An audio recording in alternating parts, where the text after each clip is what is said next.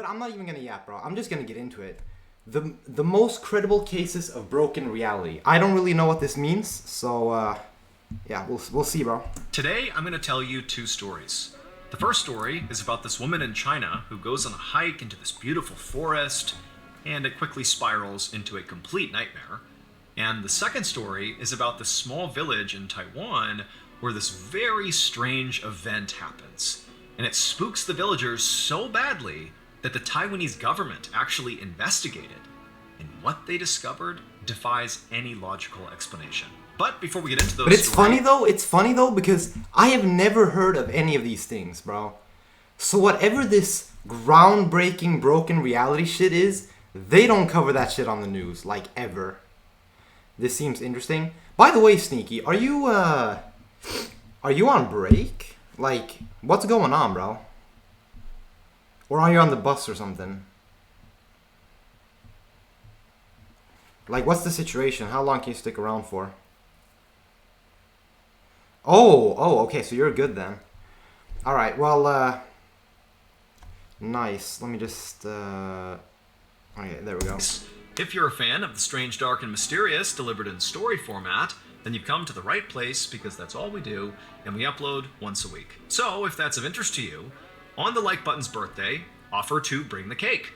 But when you sing them happy birthday, make sure you replace the candles with TNT. Also, please subscribe to our channel and turn on all notifications so you don't miss subscribe any of our weekly uploads. subscribe to this guy, let's bro. get into today's stories. I mean, he has 10 million subs, so like, I mean, I'm sure it's fine, but still, bro, it's content worth subscribing to.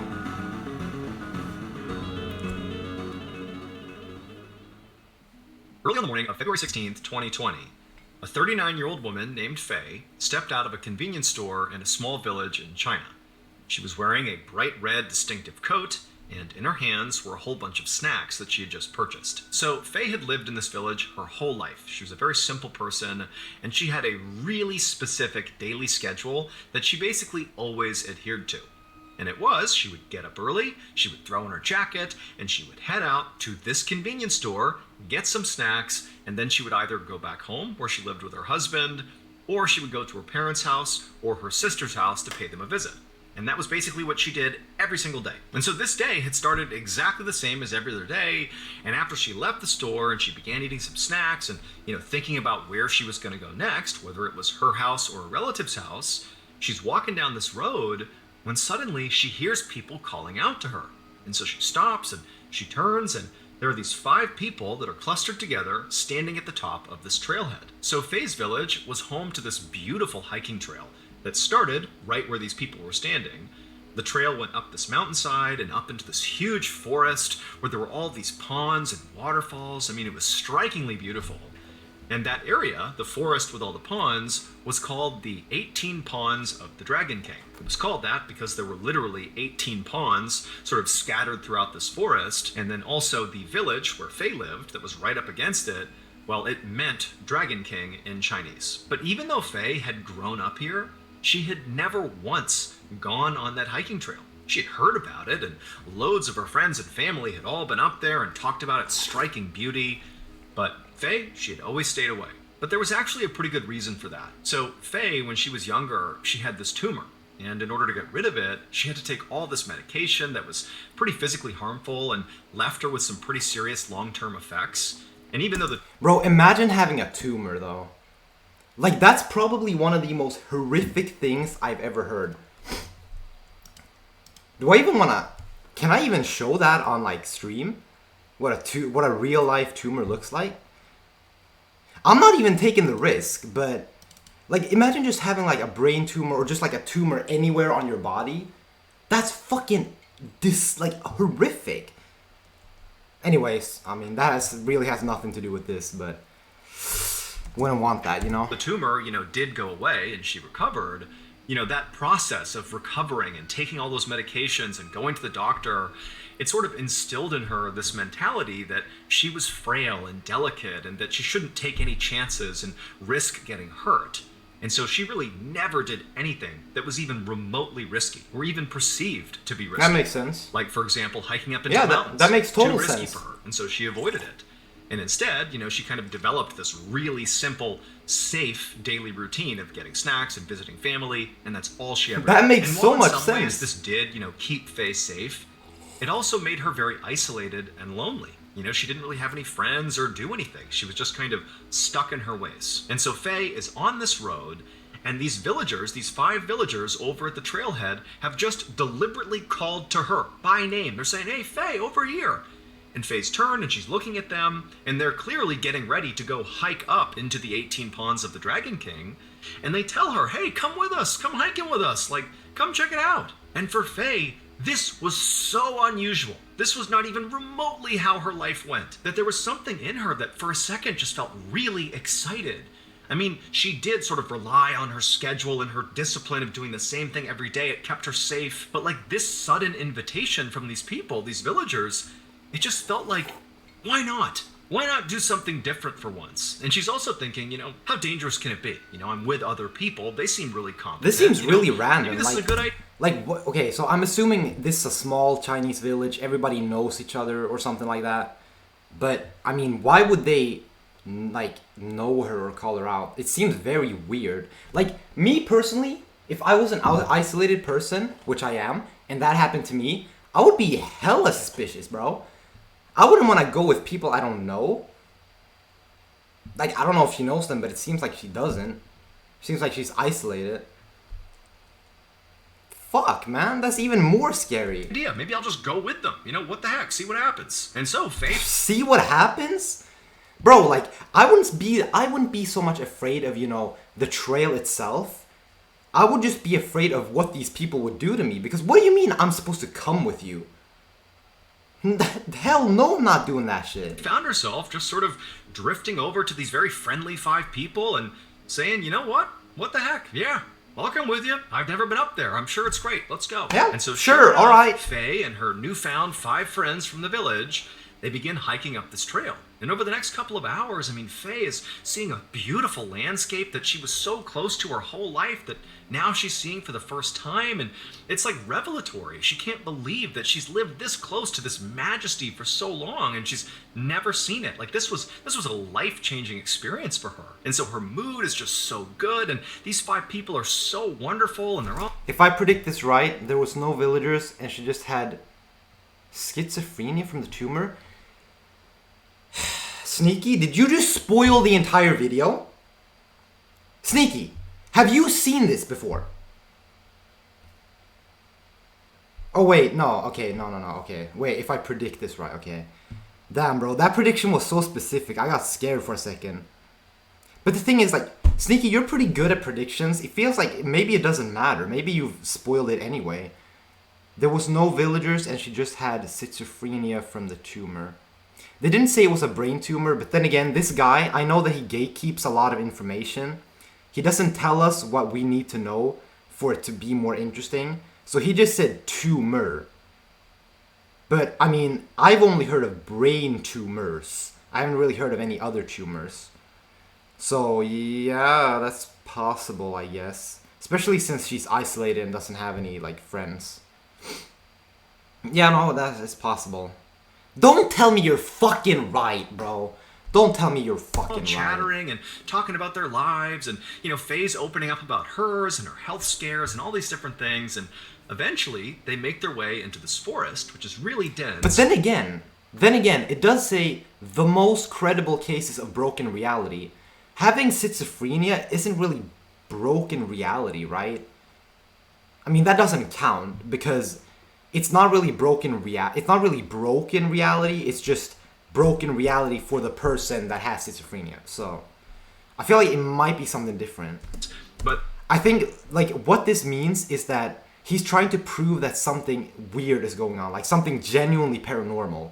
Just having schizophrenia isn't really paranormal. They eventually reach one of these ponds, one of the 18 ponds, and it's got this huge clearing, and all the sunlight's pouring in, and there's a waterfall leading into the pond. It's truly stunningly beautiful. And Faye's friends, they all take a seat right on the shore of the pond, and they break out some snacks. And Faye, she sits down, she's got those snacks she bought from the convenience store.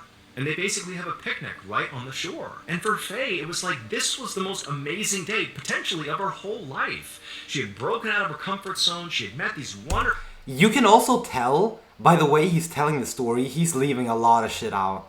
I already have like a billion questions. People who were so inclusive, and here she is experiencing this unbelievable natural beauty like the day couldn't get any better. But as she was sitting there on the side of the pond enjoying this beautiful scene, she started to feel really intensely fatigued. And at first she's thinking, oh, of course, I don't really get out much and exercise much, and I just hiked up this mountain into this forest. Of course I'm tired. But she felt herself kind of slumping back on the rock she was on and almost like positioning herself like she might lay down and sleep. And then before long, it was like the world around her began getting hazy, and she could see her brain tumor friends still talking, and they weren't really looking at her. They're just kind of enjoying their food.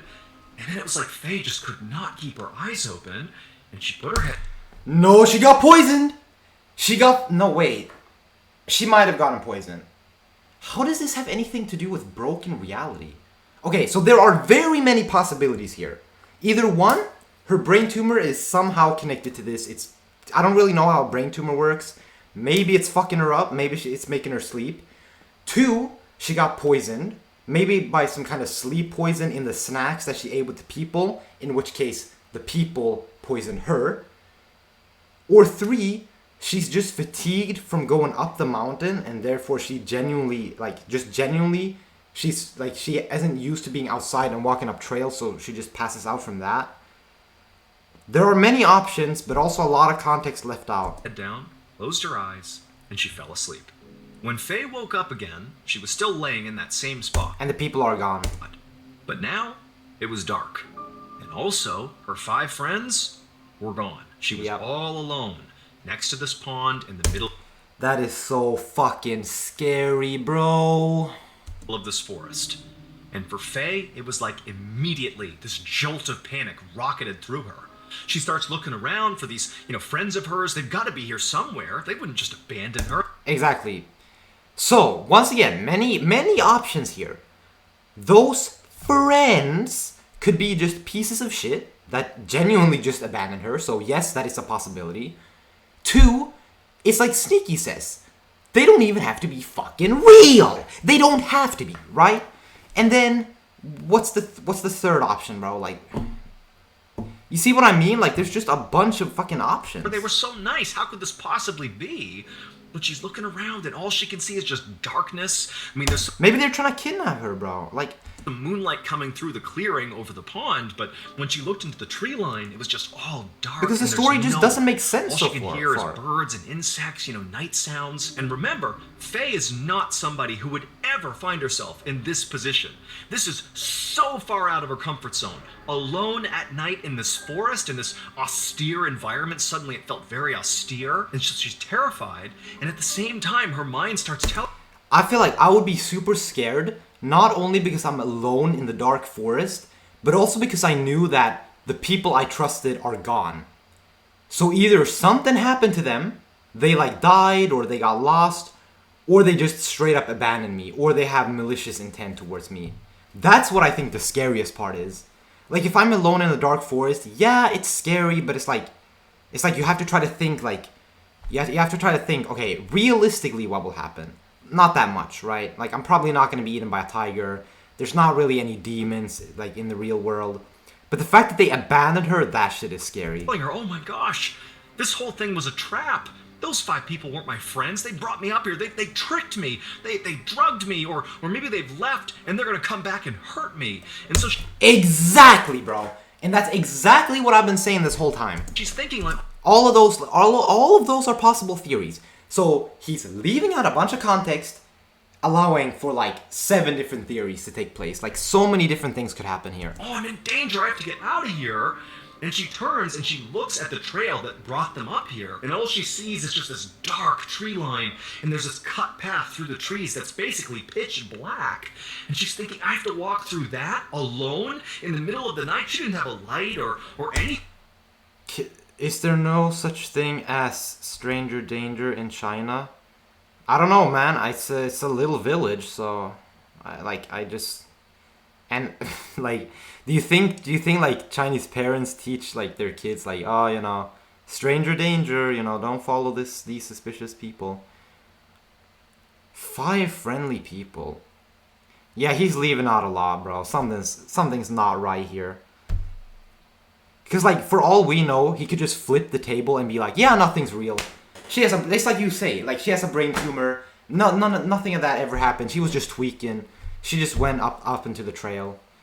And somehow that's broken reality. That's what I'm most curious about. How is this broken reality?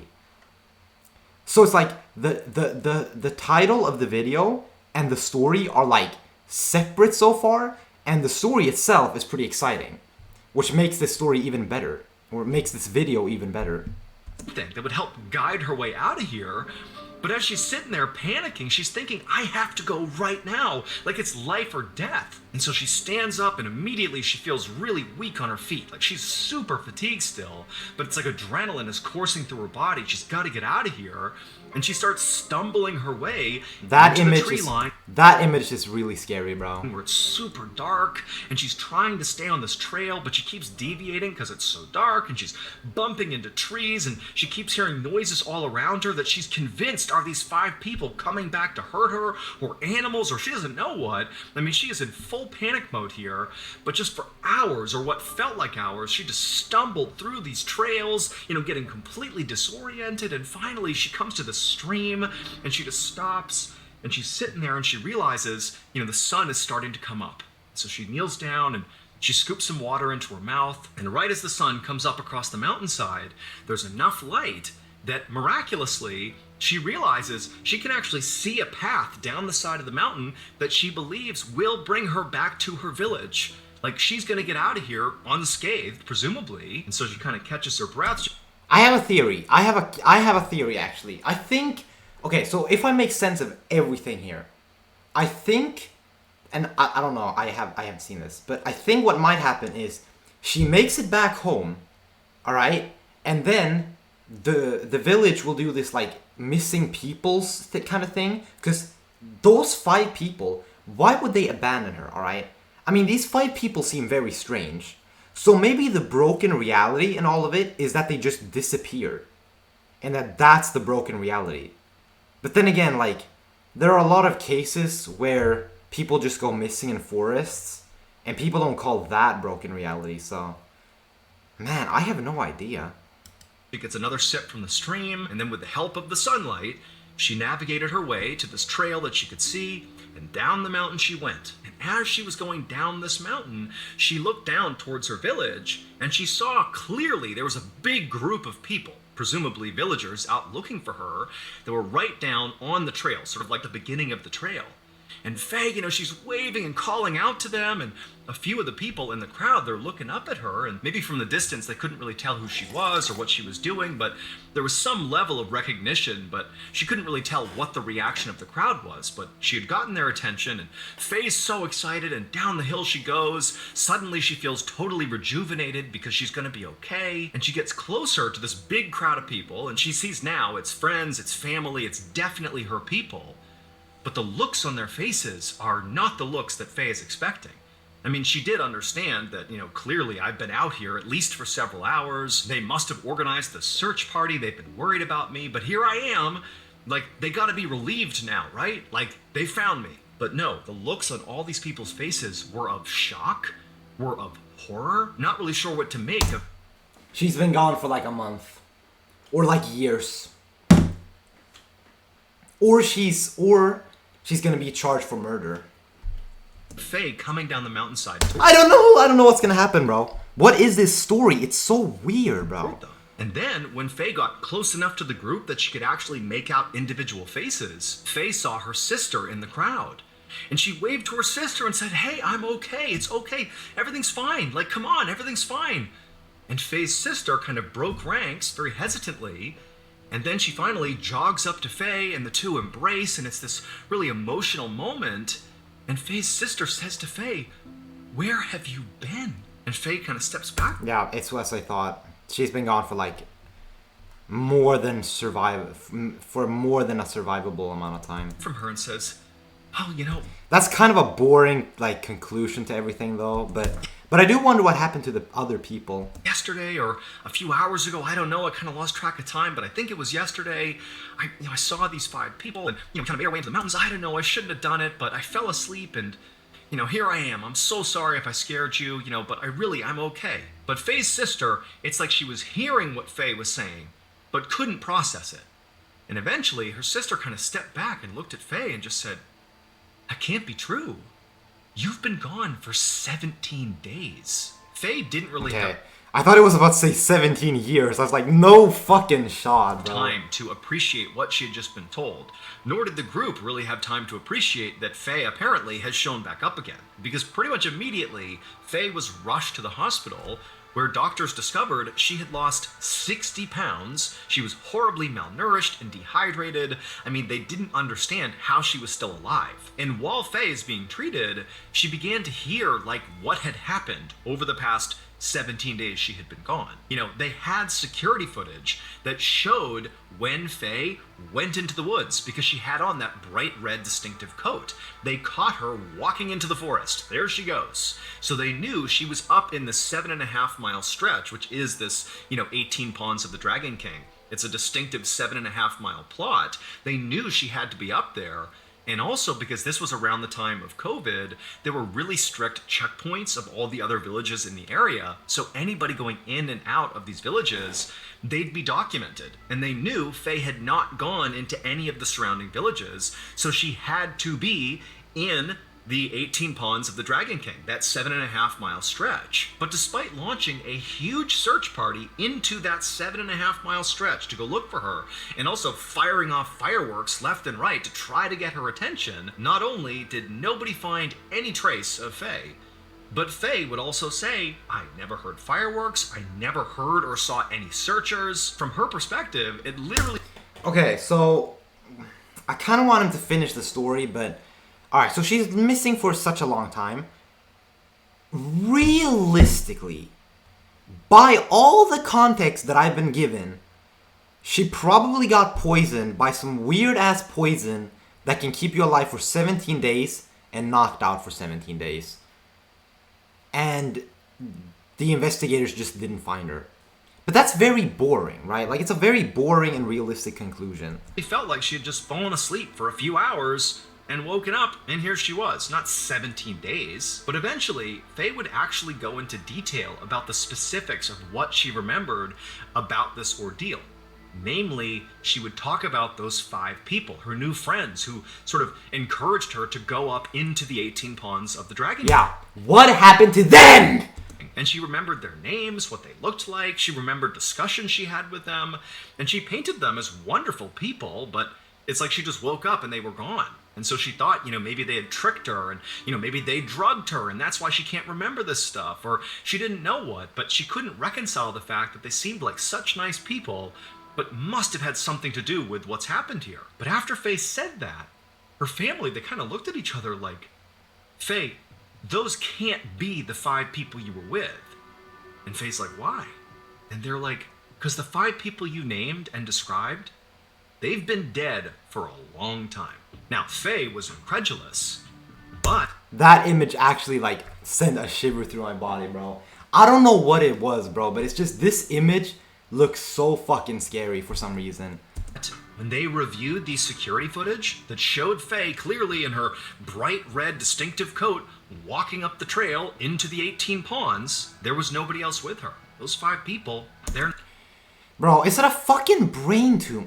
Wait, okay, so there is no 5 people. Sneaky just said that there were no... Sneaky, you just fucking... not on camera. So It's the brain tumor, bro. the 18 Ponds... As for how she survived, she had snacks. I don't know, man. It's just this story doesn't really make sense, and that's kind of what I guess the whole point is. The Dragon King is not just a beautiful hiking destination. It's also believed to be haunted. Locals claim that when they look up at the mountainside that the trail passes through and then up to that forest as well, they can sometimes see these eerie blue lights moving around in the trees that nobody can explain. They can look up Kingdom camera. So the 18 Ponds of the Dragon King... 18 Ponds of the Dragon King.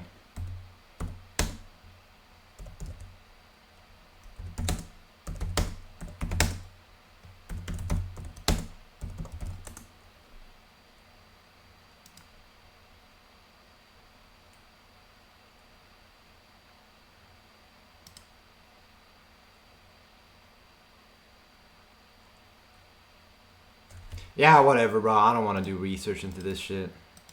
Is not just a beautiful hiking destination, it's also believed to be haunted. Locals claim that when they look up at the mountainside that the trail passes through and then up to that forest as well, they can sometimes see these eerie blue lights moving around in the trees that nobody can explain. There's a story that, people that have died, their spirits sort of haunt this area looking for living people to switch places with. In fact, when Faye began coming down the mountainside and she looked and saw that huge crowd of people that she believed was basically, her search party out to look for her, well, in reality, that wasn't the case. One of the locals had looked up and seen what he thought was another one of those lights. Not a blue light, but a red light. It was Faye's red jacket. He had seen this red thing bouncing around off in the distance, and he thought it was, one of these strange lights, a ghost, let's say. And so he had told people in the village, and everybody was really excited, and they ran out to go see what it was, and it sort of was a ghost. It was Faye, who'd been gone for 17 days coming down the mountain, and nobody could believe it. They were so shocked. And so to this day, nobody knows what actually happened to Faye. All we know is we have her on camera disappearing into this trail, into this forest, in the mountainside, and then turning back up 17 days later. Keep in mind, before this, the longest anybody had survived out there after getting lost was 12 days, and it was this young man who was really fit, who barely survived. Faye was in horrible shape. Wait, so this has happened twice? And she was out there for 17 days, but somehow she showed up alive. Faye still lives in the village today, and her story, at least from her perspective, has never changed. That's it? Level And then you 3. hit me with an ad! Bro, like, oh my god. So that's it. So it's just... Alright, here's what I think happened, bro. I think that there's something, like, bro, like, this is in China, bro. Something sketchy's going on here. Like, I don't really trust this, bro. And besides, like, when I Googled this shit... Wait, what was it called, bro? 18 Ponds of the Dragon King. Facebook, bro. A Facebook mystery? What was the village called?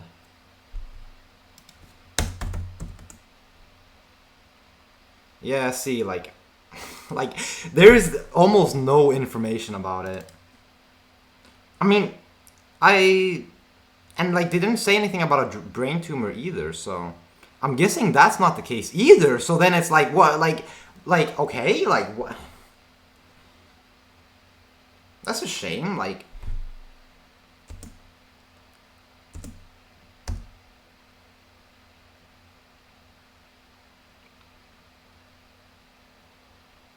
Well, there you go, I guess.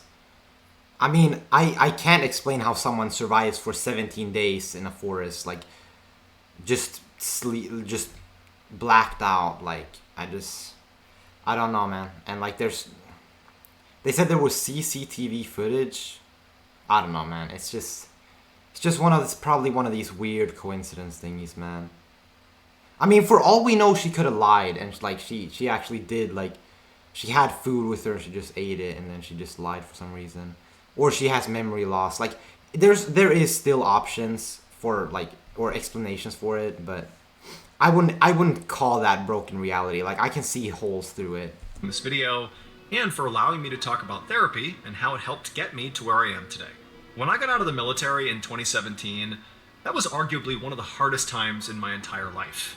Even though I was surrounded by friends and family and everybody wanted therapy, is BetterHelp. If this sounds helpful, you can go to betterhelp.com/MrBallin to get 10% off your first month of therapy.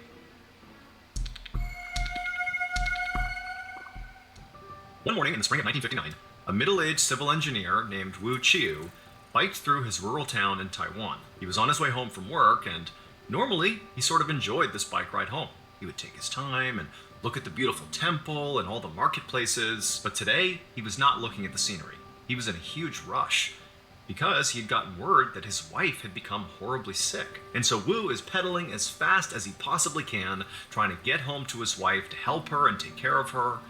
But as he got to his neighborhood, he started to realize that he was really gassed. Like, literally pedaling to his house was just unbelievably exhausting. Now, he was sort of sprinting, but at the same time, Wu was a pretty athletic guy. And so this... Okay, what is this whole fucking thing about people getting fucking gassed and exhausted. And like, this is Taiwan, so it's pretty close to China. What's happening there, bro? Somebody's releasing like gases. Type of a ride was something that he should have been able to handle. But it just sort of seemed like there was a weight attached to him, like he was pulling an extra 100 pounds or something. But regardless, Wu pushed through the pain, knowing he had to get to his wife at all costs, and he turned the corner onto his street, and as he was making his final approach to his house, he saw one of his neighbors. And even though Wu was completely in a rush, he was also very polite. And so even though he's like, sweating and hustling, he still took the time to turn and wave to his neighbor. And his neighbor, who clearly looked at Wu, made eye contact with him, saw it was Wu. Instead of waving back, they kind of scowled at Wu, like they were disgusted by him. They didn't wave back and they turned and just went the other way. And Wu's like, what was that about? What did I do? But again, Wu has to get home, so he sort of wrote that off and he's like, okay, keep on pedaling. He gets even closer to his house, and then it just so happens another neighbor comes outside, and again, Wu's politeness comes through, and he's like sweating profusely. He's like, hey, how are you? And this neighbor as well looks at Wu with this look of total disdain on their face, like there's something wrong with Wu. And Wu's like, what did I do? What's going on here? And so that neighbor does not wave back. They go back inside their house. But again, Wu really can't focus on this weirdness with his neighbors. He needs to get home to his wife. And so again, with his heavy legs, he finally gets to his house, parks his bike, and runs inside to see his wife. Wu would find his wife in their bedroom, in bed, and she was looking very pale and sick. Her name was Lin Wang Yao. She was 37 years old. And generally speaking, she was a pretty frail person who was sort of prone to minor illnesses all the time. And so, Wu was sort of accustomed to her not doing so well. But as soon as he saw his wife, he could tell that whatever was going on with her was serious. This was not one of her typical bouts of, minor illnesses. Something was wrong here. And so Wu immediately began to tend to his wife. He made her some soup and some tea, but, Lin barely could sip either of them. And Lin also, she had this fever that just kept getting worse and worse. And, Wu was hoping she would break the fever at some point. But, all night, as Wu was up tending to her, her fever just kept getting worse. And so Wu, he really didn't know what to do. And this is 1959. They're in a rural village in Taiwan. And so it was difficult to get to a hospital. And so Wu really wanted to find a way to treat his wife at home, and he was just praying that, over the next 24 hours or so, she would show signs of getting better. But over the next couple of days, Lin did not get better. Her fever never broke, she basically stopped eating and drinking, and it was like she was drifting in and out of consciousness. And then finally, after 3 days of this, Wu knew, if I don't get my wife to a hospital, no matter how hard it is to do that, she might not make it. The primary hurdle for Wu to get Lin to the hospital was actually just transportation. He didn't have a car, but he did know that one of his neighbors on his street had a donkey cart, and so he could maybe load his wife into that, and they could get her to the hospital in the cart. And so Wu, he went outside and he found the neighbor who happened to be outside, actually with their donkey cart, and he flagged them down, and he asked them if they'd be willing to transport Lin to the hospital in their cart. But just like a few days earlier, when Wu had been biking on his street and his neighbors had been totally weird to him and sort of looked at him with these obvious looks of disgust, this neighbor, who knew Wu really well, looked at Wu and basically gave him one of those looks, like, you gross person, and he turned around like he wasn't even going to talk to Wu. But then Wu, in desperation, just says, look, my wife, she's dying, she needs to get to the hospital, please do it for her. And at that, this neighbor, clearly despite their misgivings, sort of turns back around and says, fine, we can use the cart. What the fuck is happening, bro? Okay, so I don't know his relationship to this village, but he seems polite, so I would assume that it's not too bad. And they just looking at him like, they're just beefing with him for no reason, and then they're just like, alright, yeah, your wife is sick, whatever, we can help your wife, but you're disgusting, I'm never helping you. What? It makes no sense. Okay, surely that's not even a detail in the broken reality case. There's no way. They just have to hate him for some reason. And so Wu and this neighbor, they go into Wu's house, they scoop up Lin. Maybe he was a bully in high school. I don't know. Do they even have schools in Taiwan?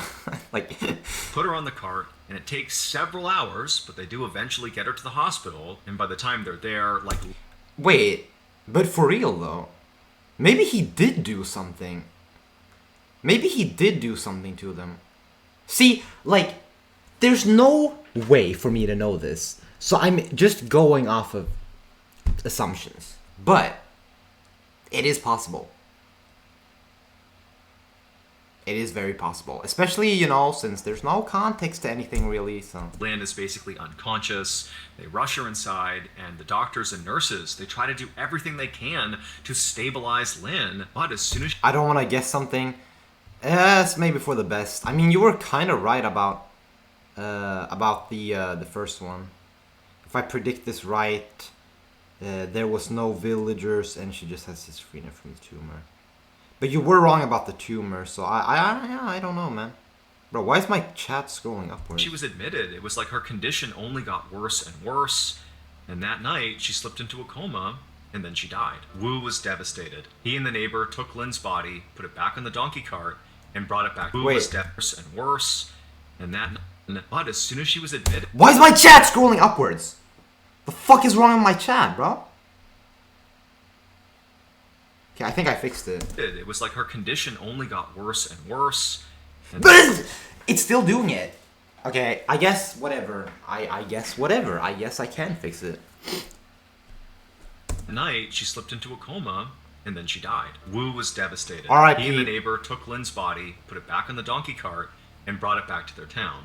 And then Wu began setting up for a funeral service. So in Taiwan, it's customary during funerals to have the body of the loved one be brought into the house where it stays for 7 days before they're cremated. And so Wu, after getting Lynn's body back home, he put her into a coffin, set her up in the living room, and then over the next several days, Wu was at home next to his dead wife as friends and family, and even the neighbors who, clearly had some issue with Wu.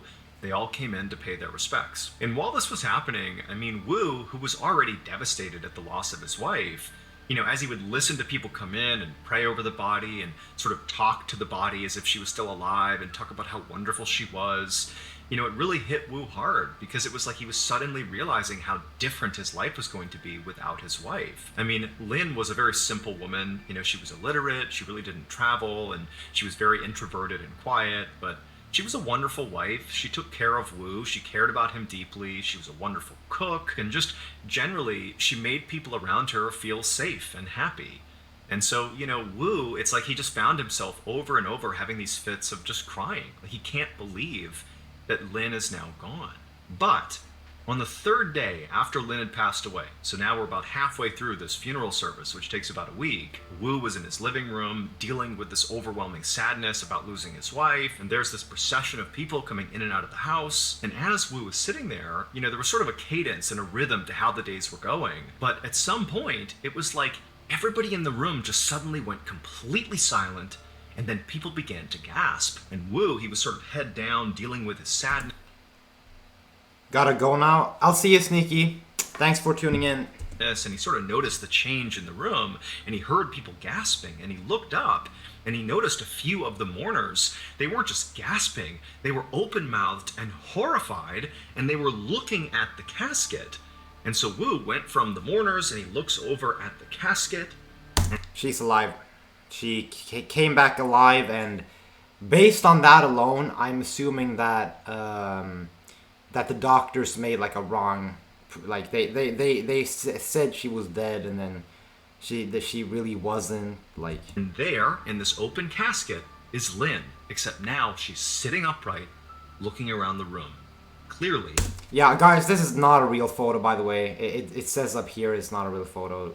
It says if photos are real or not. Like, he puts it in, but just so that there's no mistake. Alive. Now, at first, Wu's reaction was, oh my goodness, my wife must have just slipped into a really deep coma. So deep that the doctors could not distinguish it from death. And so this is a mistake. Like, she was never dead. Yeah. She's just, waking up from her coma. Yeah. But at the same time, as Wu's having this immediate reaction to seeing his wife sitting up in her coffin, he's thinking, but over these 3 days that I've not left her side, I've been with her body the whole time. She's not moved, she's not made a sound, she's certainly not had anything to eat or drink. Like, this just doesn't seem possible. And so Wu and the other Well, it is possible. I mean, if a woman in China can survive in a forest for 17 days without anything, supposedly, then surely you can survive 3 days in a deep coma. Corners, after the shock of seeing this sort of wore off, everybody kind of jumped into action. And they rushed over to the casket and they very gently lifted Lynn out of the casket and they carried her over to her bed and they laid her down and Lynn immediately kind of gestured for water. She was too weak to speak. Yeah. Because obviously, 3 days without water, you die or something? She had lost a bunch of weight, but she's gesturing for water, and so give her some water, and she sips the water, and everyone's looking at Wu like, we have to get her to the hospital, like, what else can we possibly do? But Wu, he's looking at his wife, and she's so frail, she really seems like now she is on the precipice of dying here, and he's thinking, she can't survive another donkey cart ride to the hospital.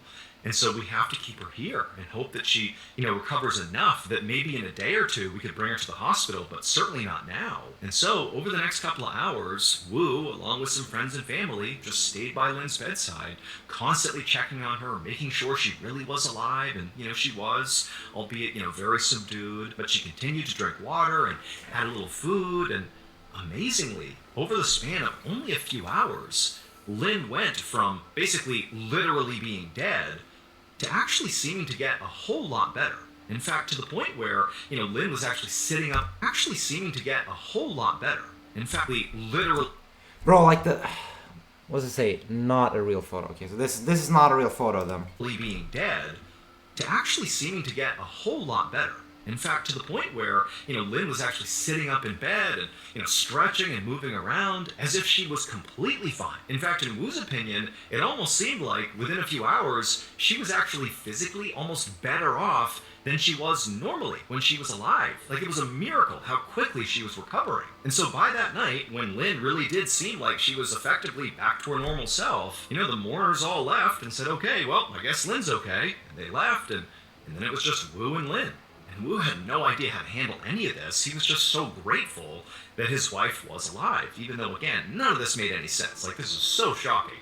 But he's just grateful that she's alive. The next day, when they woke up, Lynn was so much better that she was out of bed, walking around the house, really excited to face the day. And Wu's like, dude, you were dead yesterday. Like, what's going on here? But Lynn said to him, hey, I want to go out on a walk.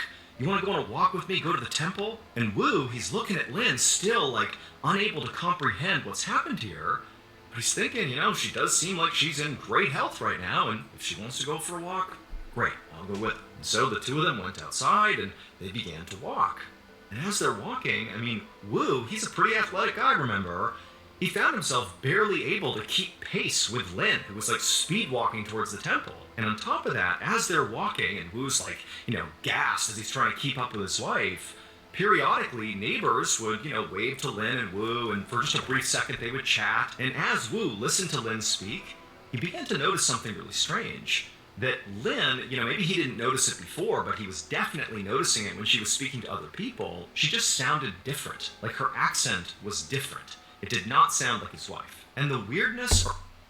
What the fuck, man? Around Lynn's miraculous recovery only got more weird over time. Before Lynn died and came back to life, she had been illiterate. But now, she was not only able to read, but she could also read and speak fluent Mandarin, a language she didn't know before she died. Also, Lynn used to be a really skilled cook who loved cooking meat dishes in particular.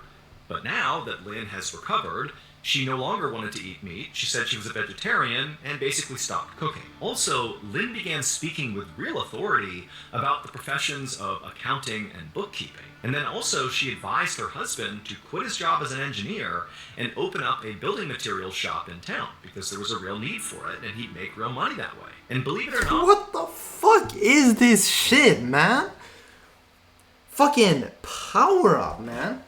Power up by God. Wu, he doesn't understand what's going on with his wife, but she really seemed like a force to be reckoned with now, and however she had gained all this extra knowledge, it really seemed like she was sharp these days. And so he was like, alright. And he quits his job as an engineer, opens up this building materials shop, and really quickly, he and his wife began making real money. More money than they had ever made before. And while all this was happening, Wu and Lynn became the biggest curiosity in town. The story of how Lynn had miraculously come back to life with all these bizarre personality changes, not only was that spreading all around town, but it eventually spread all across the country. It was like everybody was talking about Lin. In fact, this story spread so far that it eventually reached the Taiwanese government. And when they heard about it, they were so intrigued, they decided they would investigate. And so on March 17th, 1962, the Taiwanese government sent for Lin. And Lin was very happy to go. She was ready to tell her story and answer any questions they had. This was all just kind of exciting. The idea that the government wanted to know how she had made this unbelievable recovery. And so the government, they scoop her up and they bring her to this army hospital and they tell her she's going to be meeting with the chief physician there. And so the chief physician, he's inside of the room, he's waiting for Lin. He's never met her before. He's only been told roughly what the story is. There's this woman who's acting really funny after coming back from the dead, and okay, fine, I'm going to talk to her and see what's going on. And so... Dude, like, for the first time ever, I have no idea what this could be. Just, like, because, like, I don't know, I feel like the human body can pull a bunch of bullshit, too. I'm not really an expert about the human body. I don't really know about, medical conditions or, like, diseases or potential recovery after death, like this, for example. Like, I don't have a doctor's degree, so I'm not really educated to know this stuff, but I still feel like, I don't know, when he said something about, like, how it didn't sound like his wife. Like, that shit is scary, man. What do you mean it doesn't sound like your wife? Like, is the voice different? Or is the accent different? Did she learn a new accent? Maybe she died for like half a second or something. I don't really... No, because then she wouldn't... But she couldn't have her memories. Lin, she walks in the room, and the chief physician, he looks at her. She's an ordinary looking woman, and she walks over to him, and before he can even begin a line of questioning, Lin looks at him like with a double take, like there's a moment of recognition, and she says to the chief physician, "Uncle?" And the chief physician is like, "Why are you calling me uncle?" And then Lin would go on to explain why she had just called him uncle, and the chief physician was so shocked by her story that he left the room and he called for his wife, and then when his wife came to the hospital, he didn't tell her what was going on, he just said, "Come with me." She walks into the room with the chief physician, he and his wife, and Lin, who's never met this woman, and the woman has never met Lin, they see each other for the first time, and Lin looks at her and just goes, "Auntie!" And it was at this point that Lin revealed to the chief physician and his wife that Lin really was not her name. That's what people called her, but that wasn't who she was. Her real name was Zhu Shuhua, and the chief physician and his wife literally couldn't believe it, because they had not given any information about their personal lives to Lin. They've only listened to her story, and she's just offered up what she claims her name is. She's called them uncle and auntie, and wouldn't you know it, the chief physician and his wife, they did have a niece whose name was Zhu Shuhua, and a year earlier, she, their niece, had gone missing. She'd gone missing during the Chinese Civil War, and she had been presumed dead, but nobody had ever found her body. According to Lin, Zhu did die. Oh, so they're claiming that her soul somehow went into... Died during that war. She was robbed and murdered by a group of fishermen. And then after she was killed, her spirit was sort of stuck in this purgatory for some time. But then, a year after Zhu's death, when Lin died, Lin said that Zhu's spirit entered Lin's body, and thus, she came back to life, Zhu did, but in a different body. And so Lin basically was telling the chief physician and his wife that she was Zhu. She had been reincarnated in Lin's body. And it's crazy. No, that's some bullshit. See, the thing is, that isn't possible. It's not possible, bro. Because in that case, how come I don't remember who fucking... Like, how come that I'm not just a soul from a while back who just entered a new body? Like, it just doesn't make sense, bro. In that case, I would have had, like, memories about it. But there's still so many things that don't make sense. So you're telling me that this person who was reincarnated recognizes... Because if it's a different person, how do you recognize that this Wu guy, is your husband? How do you know stuff about him? How did you know that he should quit his job and shit? And then, how did you...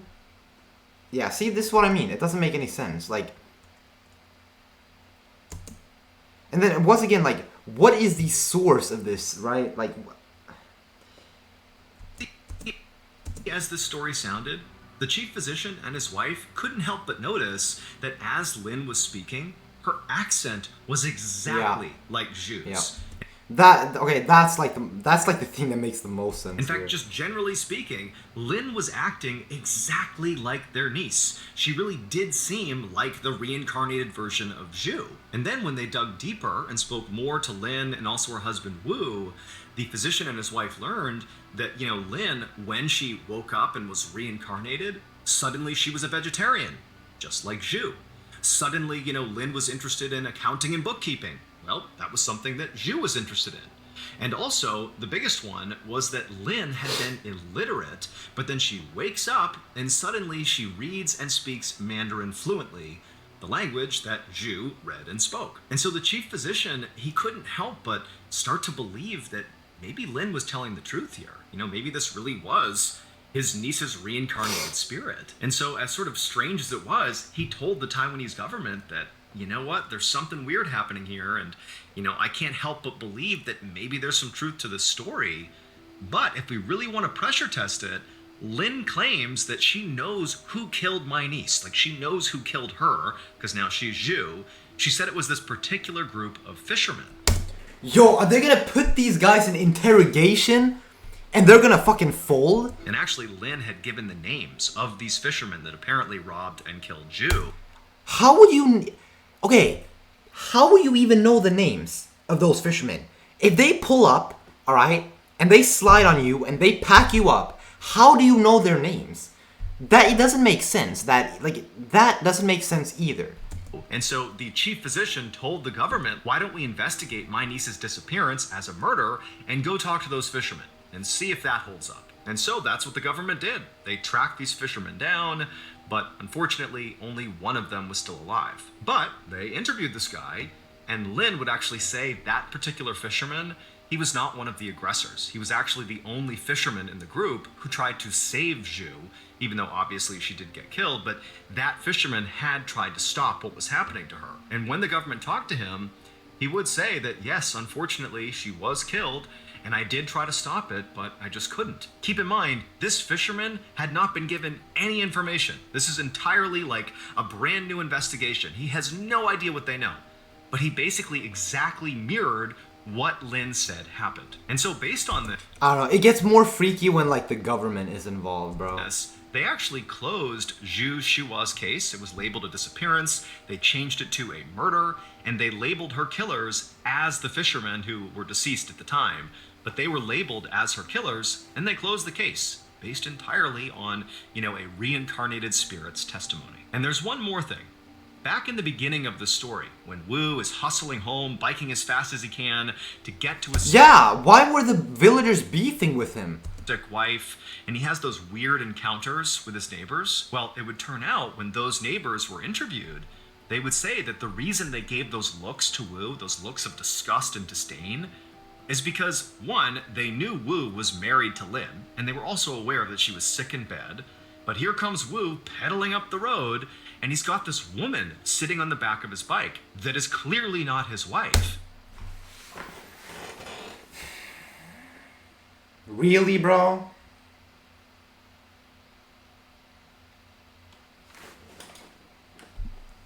Was I supposed to guess that?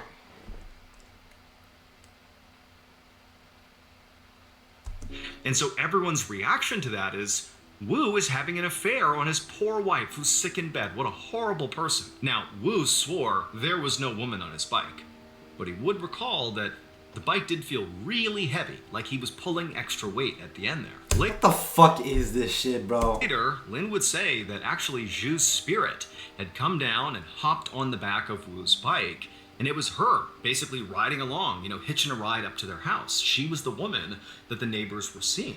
But of all spirits in the world, how is she the chosen spirit? Like, this should be happening to everybody then. Like, Wu, he was so focused on getting home, even though he felt that heavy weight, he never turned around, and so he didn't see her. And then once Lin passed away, Zhu's spirit, who was now at the home, sort of waiting for this to happen, she switched places with her. For the rest of her life, Lin would live as Zhu. and she would become a community and spiritual leader. And she would pass away in 2018 at the age of 97. And at her funeral, there would be banners hung that actually said both names, Lin and Zhu. And so, if reincarnation is real, this story might just be one of the most credible cases ever recorded.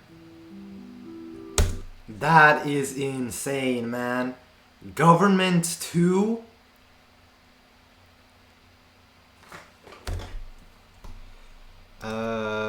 Zhu reincarnation. Which one was it?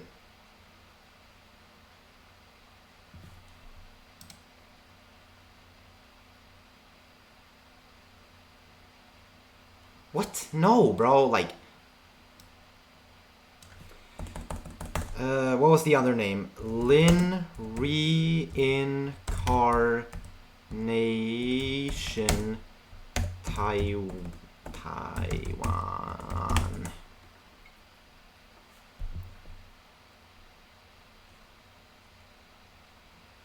Like, bro, it's always it's mostly YouTube. But like, can I see a picture, man? Come on. Why is it so hard to find this on Google, bro? If it's a real, like, Taiwanese government case, I don't know. I guess I'll just believe him. I'm not I'm not one to dig into shit like this, bro. That's crazy though. W video.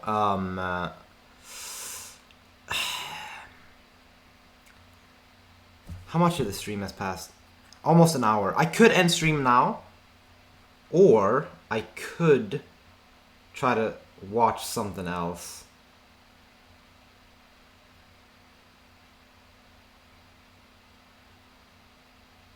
But like, I don't know, man. It can't be a long ass video. Nah, you know what? I think that's it, bro. I do have a bus to catch, so I think that's gonna be it for the stream. Yeah, and I'll see you tomorrow maybe.